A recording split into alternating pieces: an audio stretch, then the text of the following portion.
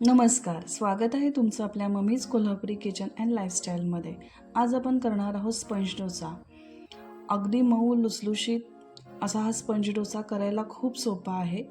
फक्त 4 पदार्थापासून आपण हा स्पंज डोसा तयार करणार आहोत. अगदी ओठाणीसुद्धा मोडता येईल इतपत हा मऊ असणार आहे. त्याच्याबरोबर आपण खोबऱ्याची चटणी करणार आहोत, तीही अगदी साऊथ इंडियन स्टाईलने.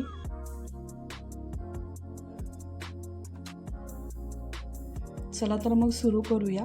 त्यासाठी आपल्याला उकडा तांदूळ 2 कप लागेल. हा इडलीचाच तांदूळ आहे. हा स्वच्छ पाण्याने 2-3 वेळा धुवून घ्यायचा आहे.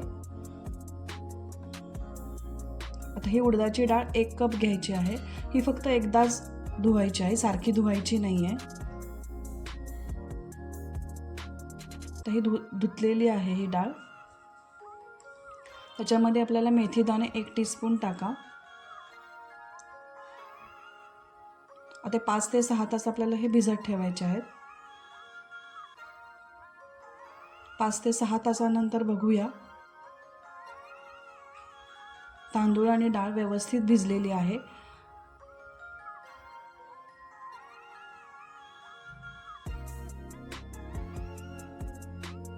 आता ह्या डाळीवरचं आपल्याला पाणी फेकून द्यायचं नाही आहे, तेच पाणी वाटताना वापरायचं आहे.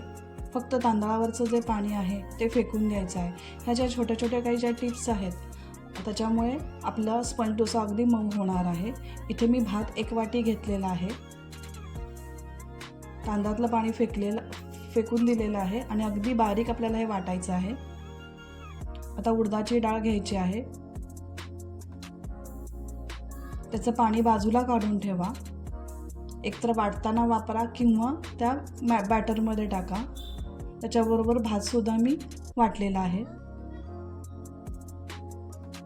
हे अगदी सगळं बारीक वाटायचं आहे आणि कमीत कमी पाणी घालायचं आहे. जर तुम्ही बॅटर भिजवताना जर वाटताना पाणी जर जास्त घातलं तर ते छान फुलणार नाही. हे उडदाची डाळीचं भिजवलेलं पाणी आहे. मिक्सरचं भांडं धुवून आपण त्यात टाकूया. आता आपल्याला एकसारखं 10 मिनटं फेटायचं आहे. जितकं तुम्ही छान फेटाल तितकं ते छान पीठ उमलून येईल. आता हे रात्रभर फर्मेंट व्हायला ठेवायचं आहे. तर दुसऱ्या दिवशी बघूया. हे पीठ असं बाहेर आलेलं आहे. माझी थोडीशी चूक झाली की मी छोट्या भांड्यात ठेवलं. आता ह्याचं छान उमलून आलेलं आहे. हे बघा, पीठ अगदी छान फर्मेंट झालेलं आहे. ह्याच्यामुळे तो डोसा अगदी स्पंजसारखा होतो. मी दुसऱ्या पातेल्यात हे पीठ काढून घेतलेलं आहे. ह्याच्यामध्ये पाणी घालायचं नाही आहे. या पद्धतीची कन्सिस्टन्सी ठेवायची आहे. आता आपण चटणी करूया. त्यासाठी ओलं खोबरं 1 वाटी लागेल.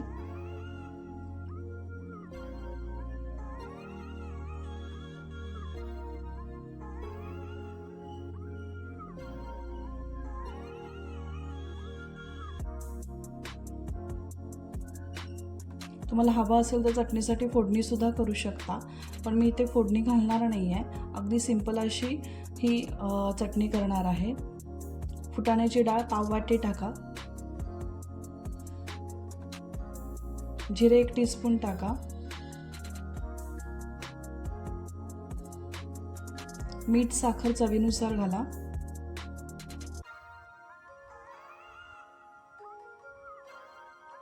मिरच्या 3. इथे मिरच्यांचं प्रमाण कमी जास्त करू शकता तुम्ही.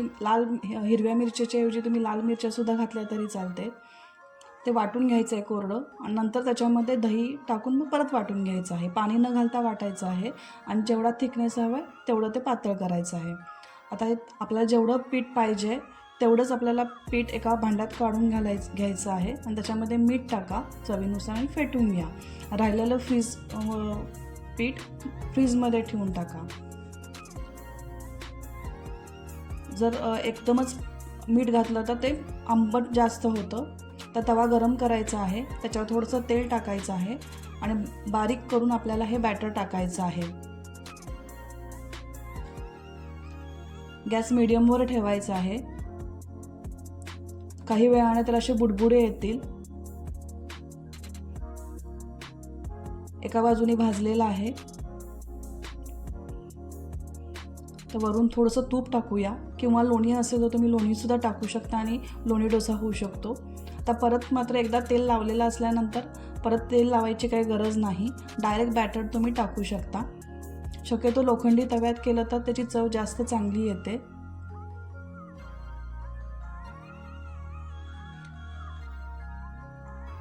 गॅस मंद ठेवा, पीठ छान शिजेल पण आणि चांगले बुडबुडे पण येतील. अशी छान जाळी पडेल त्याला. जाळी पडली की बाजूनी तेल सोडायचं, म्हणजे व्यवस्थित तो खालून खरपूस भाजला जाईल. या पद्धतीने तो छान भाजला गेलेला आहे. तर वरून परत थोडंसं तूप टाकायचं आहे. अशा पद्धतीने हे आपल्याला स्पंज डोसे करून घ्यायचे आहेत. ह्याला सेट डोसा पण म्हणतात. 3च्या ह्याच्यामध्ये करतात म्हणून ह्याला सेट डोसा म्हणतात.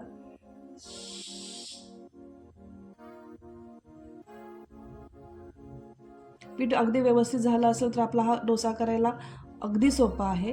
अशा पद्धतीने हा स्पंज डोसा चटणीबरोबर खायला रेडी आहे.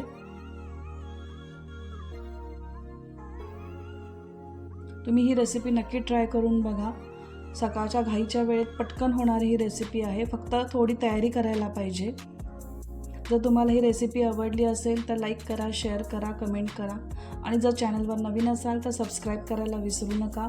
परत भेटूया अशाच हेल्दी आणि टेस्टी रेसिपींसाठी. तोपर्यंत मस्त खा आणि मस्त राहा.